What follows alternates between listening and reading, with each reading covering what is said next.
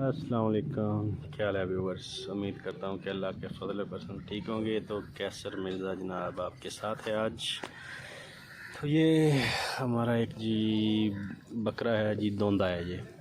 तो इसको ये सीएल का प्रॉब्लम आया हुआ है और ये अभी बिल्कुल रेडी है कट देने के लिए ना।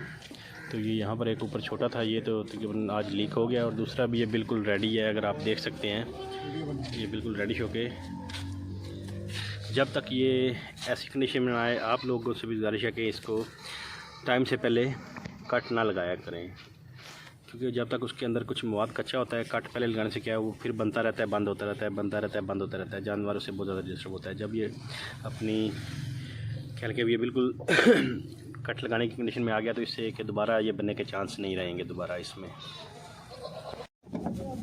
तो ये जी अभी हम जो है ये इसको अपडेट करने की तैयारी कर रहे हैं जी।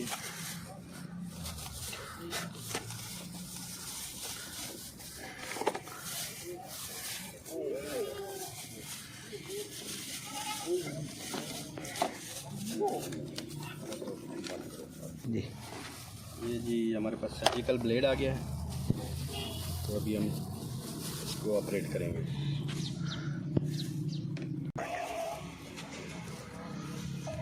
ये जब ये हम बायोडीन से पहले तो इसको थोड़ा सा साफ़ करेंगे, बंद करें उसको।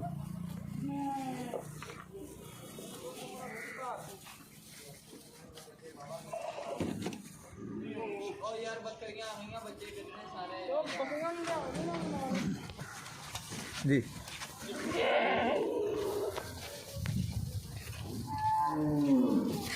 Ready ready ready.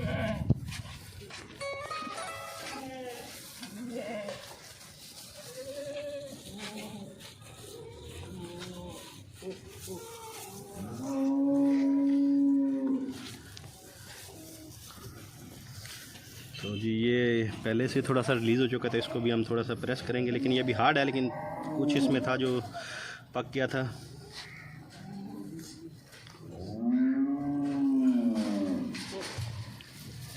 मैंने भी कैप्चर कर,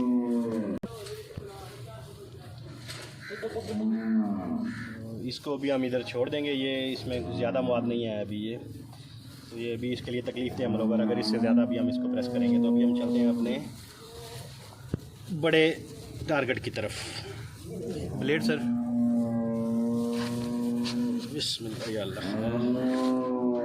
तो ये जो टक है ना, ये हम थोड़ा ऊपर की साइड में लगाएंगे, क्योंकि इसके बाद हमने नमक की फिलिंग करनी है। अगर हम नीचे टक लगाएंगे तो फिर हमारा नमक इसके अंदर फिल नहीं होगा। तो इसलिए हम कोशिश करेंगे कि जो इसको कट लगाना है वो ज़रा ऊपर की साइड में कट लगे।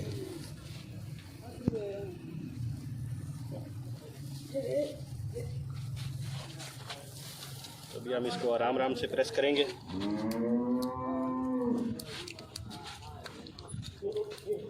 बिल्कुल आराम आराम से प्रेस करना है कि आपके जानवर को तकलीफ़ फील ना हो।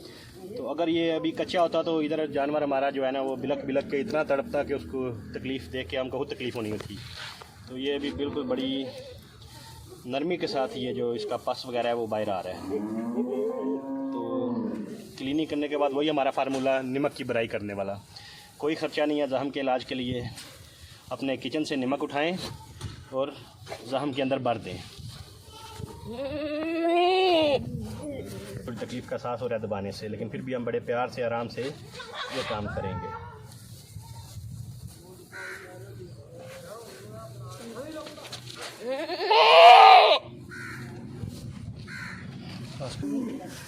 स्टार्ट है।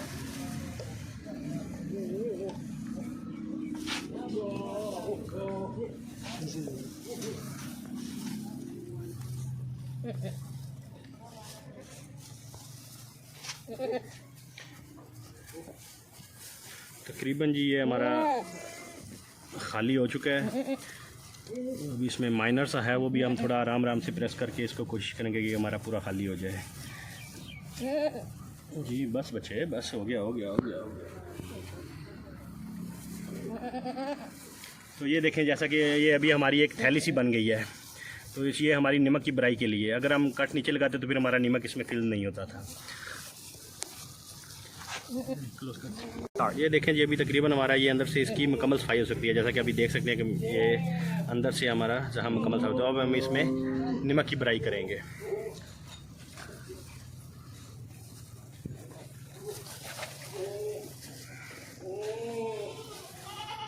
जितना नमक इसके अंदर भरा जा सकता है वो हम भराई कर देंगे। एक तो इसके अंदर जो अभी खून वगैरह या जितना भी कचरा है वो हमारी नमक की सफाई से, नमक के साथ सब मज़ीद साफ़ हो जाएगा।